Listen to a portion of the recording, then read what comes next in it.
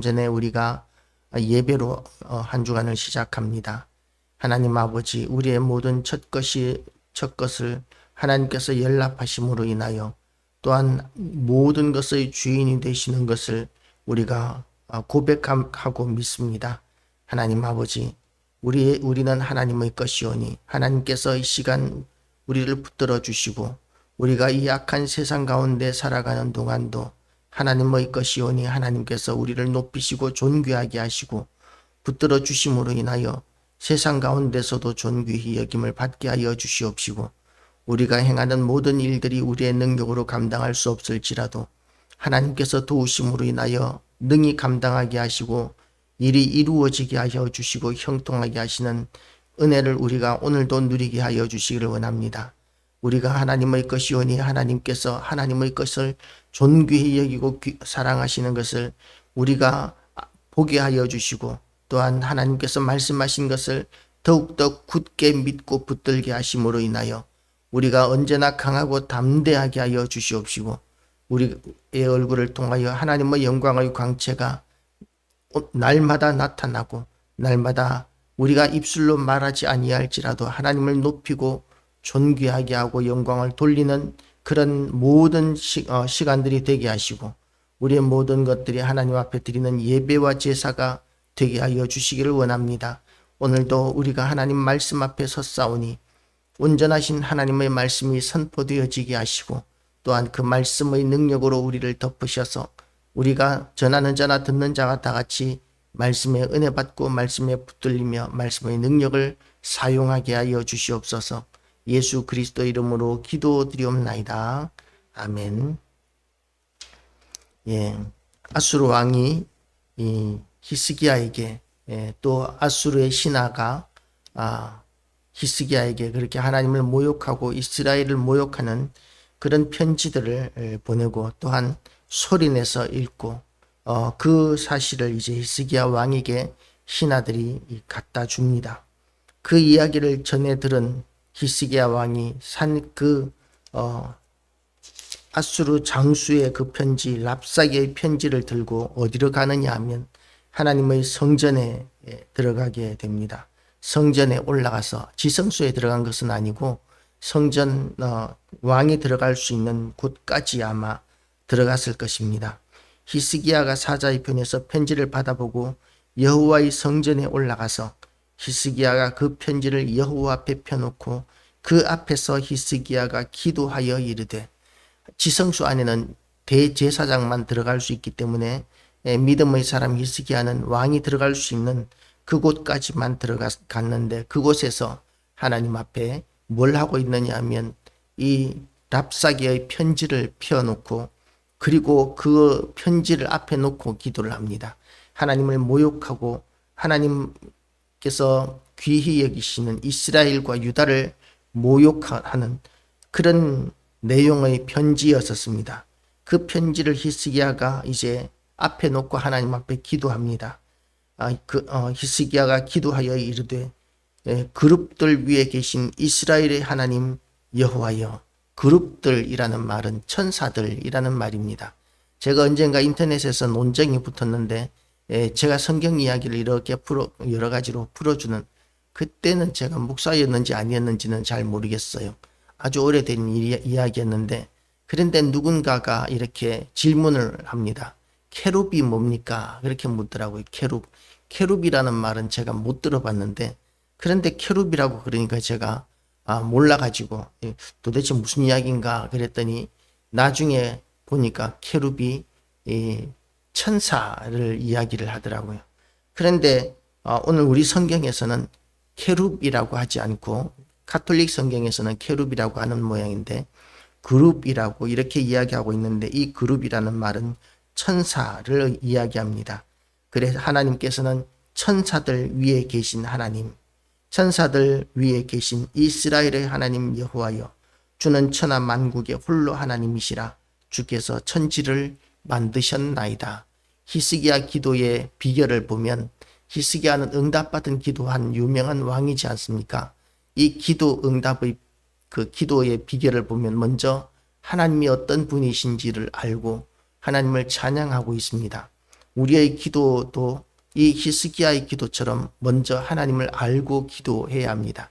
하나님이 어떤 분이신지, 하나님이 어떤 능력이 있으신 분이신지, 하나님이 무엇을 하신 분이신지 그것을 명확하게 알면, 그러면 우리는 더욱더 기도가 담대해질 것입니다.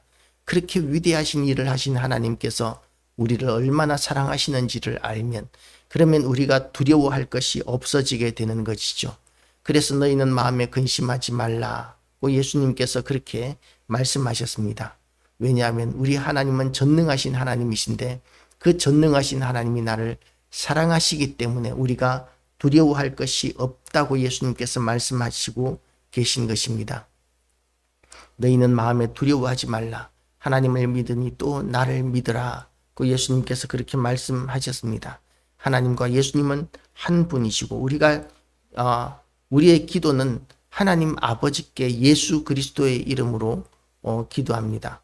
하나님 아버지께 성령의 능력으로 예수 그리스도 이름으로 그렇게 기도하는 것이 우리의 기도죠. 그래서 어떤 사람들은 성령이시여 라고 이렇게 성령님께 기도하기도 하고 예수님께 이렇게 기도하기도 하고 그러는데, 물론 그렇게 할 수도 있지만 바른 기도의 내용은 우리가 하나님 아버지께 기도하고, 그리고 그 기도는 성령의 능력으로 기도하고, 그리고 예수 그리스도의 이름으로, 예수의 이름으로 기도하는데, 굳이 성령이시여 또는 예수님이라고 이렇게 예수님께 기도하고 성령께 기도하지 않더라도 우리의 기도에는 삼위일체 하나님이 다 들어가게 되어 있습니다.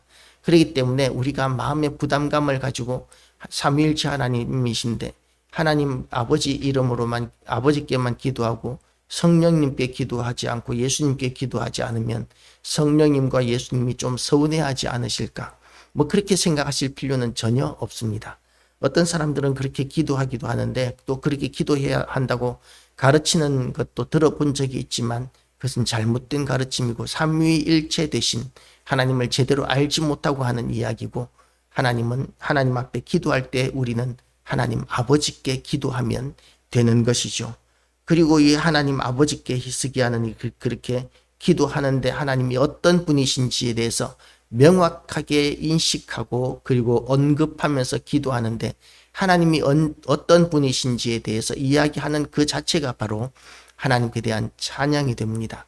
그래서 우리는 무엇을 하든지 간에 하나님을 찬양하는 그런 기도가 또한 우선이 되어야 하는데, 그런 기도가 되는 이유는 뭐냐면 하나님은 바로 그런 분이시기 때문입니다.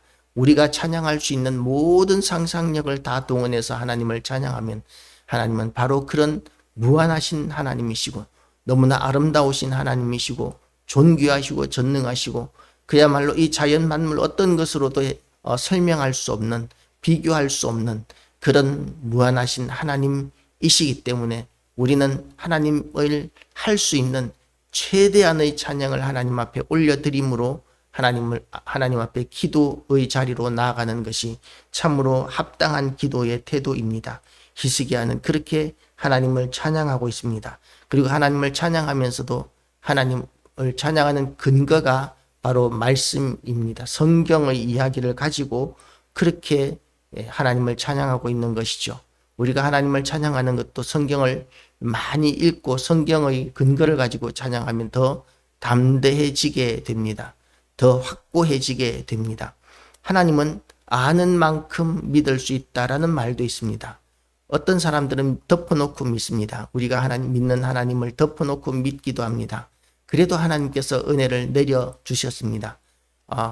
그렇게 덮어놓고 믿는 사람들에게 은혜를 베풀어 주신 때가 어떤 때였느냐 하면, 아직까지도 글을 읽을 줄 모르는 시대가, 우리나라에 한글을 읽을 줄 모르는 사람이 90%일 때가 있었습니다.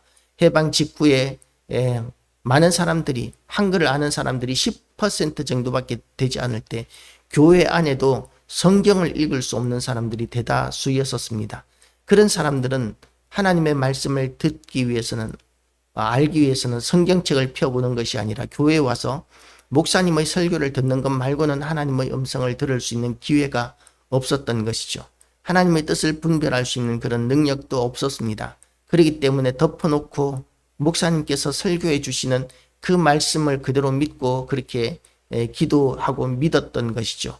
그렇지만 그 덮어놓고 믿는 그 무지몽매한 우리 어른들에게 하나님께서는 그 믿음을 연락하시고 귀하게 여기시고 그리고 돌보아 주시고 축복하시고 인도하시고 은혜를 베풀어 주셨었습니다.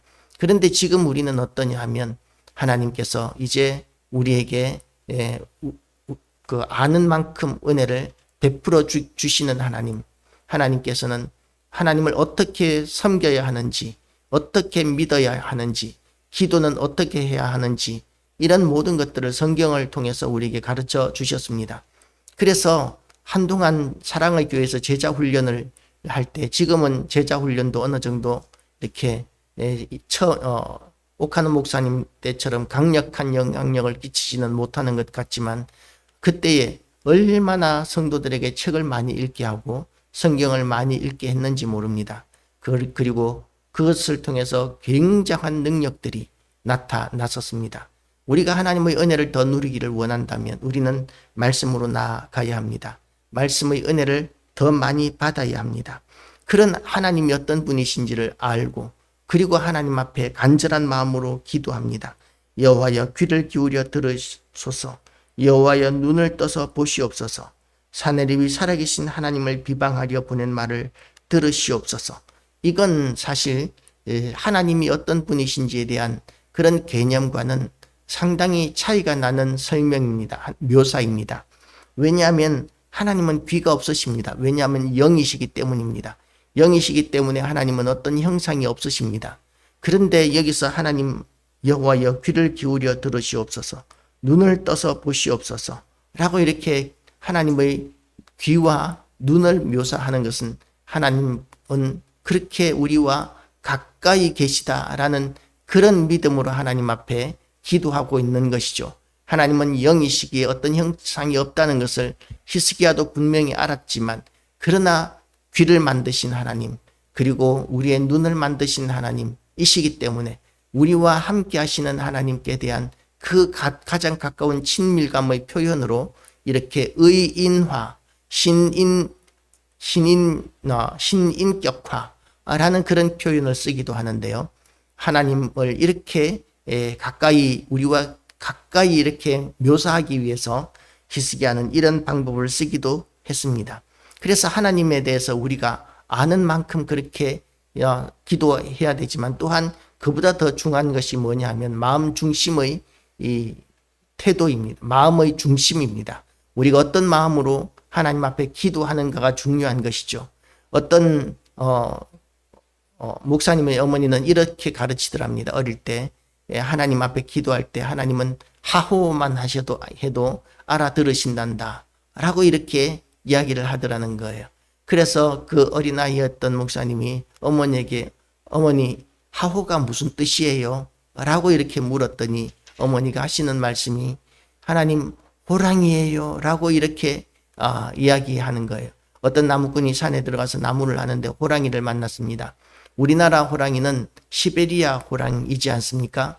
그래서 그 호랑이의 크기가 세계에서 제일 큰 종류의 호랑이가 우리나라 시베리아 호랑이, 우리나라에서 살았던 그 호랑이들이었습니다.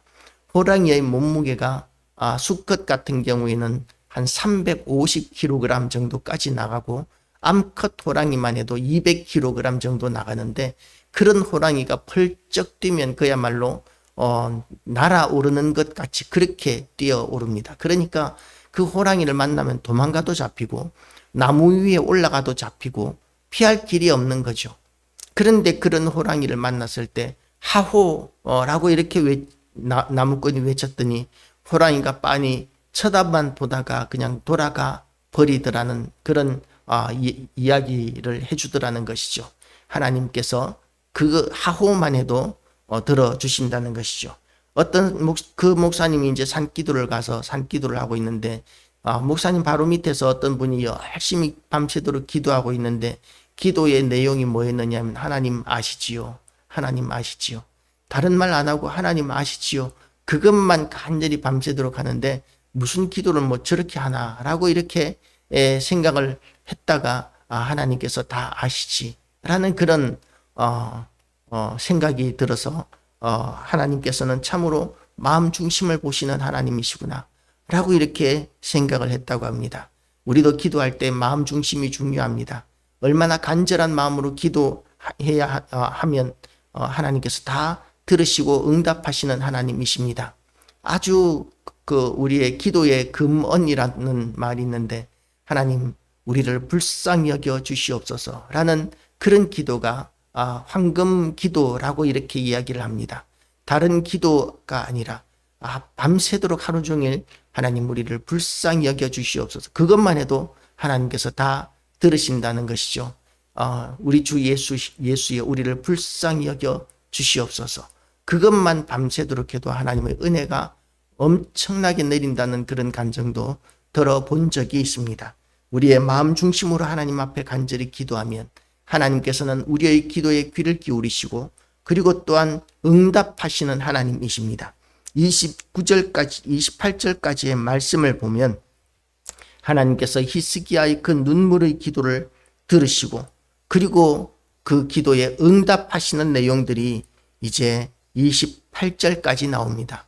다 다루기에는 지금 말씀 시간이 거의 다 지나갔기 때문에 이제는 멈추겠지만요, 우리가 하나님 앞에 우리가 마음 중심으로 기도하면, 그리고 또한 마음 중심으로 뿐만 아니라 더욱더 큰 은혜를 누리기를 원한다면 하나님을 아는 지식에서 날마다 자라가시고 그리고 말씀을 붙들고 기도하시고, 말씀이 생각나지 않고 또한 우리가 알고 있는 하나님에 대한 지식이 제한이 되어 있다면 그렇게 진실된 마음으로 간절한 마음으로 나아가기만 해도 우리 하나님은 우리의 기도를 들으시고 응답하시는 하나님이신 줄 알고 오늘도 하나님 앞에 간절한 마음으로 응답받는 기도하는 시간 되시기를 주님의 이름으로 축복합니다. 기도하시겠습니다. 전능하신 하나님 아버지, 우리를 도우시는 하나님께 오늘도 찬양과 경배와 영광을 돌려드리옵나이다. 하나님 앞에 기도할 때에 우리가 진실된 마음으로 간절한 마음으로 기도하되 하나님의 영광을 위하여 우리가 또한 기도하면 하나님께서는 우리의 기도를 들으시고 응답하시는 하나님이시오니, 하나님 아버지, 지금까지 우리의 모든 절박한 상황과 우리 마음의 소원들을 들고 기도했다면 하나님 아버지, 이제는 우리의 기도가 하나님의 영광을 위한 것이 되게 하여 주시옵시고 우리의 삶이 하나님의 영광을 위한 것이 되게 하여 주시기를 원합니다. 하나님 앞에 우리가 진실된 마음으로 간절한 마음으로 나아가게 하여 주시옵시고 우리가 하나님의 나라와 그 영광을 위하여 기도할 때에 하나님께서 우리의 필요를 채우시고 우리를 도우시고 우리에게 형통함을 주시는 하나님이심을 오늘도 우리가 경험하게 하시고 그 응답을 우리가 보게 하여 주시기를 원합니다. 오늘도 우리의 기도를 도우시는 하나님을 찬양하오며 예수 그리스도 이름으로 기도드리옵나이다. 아멘. 하늘에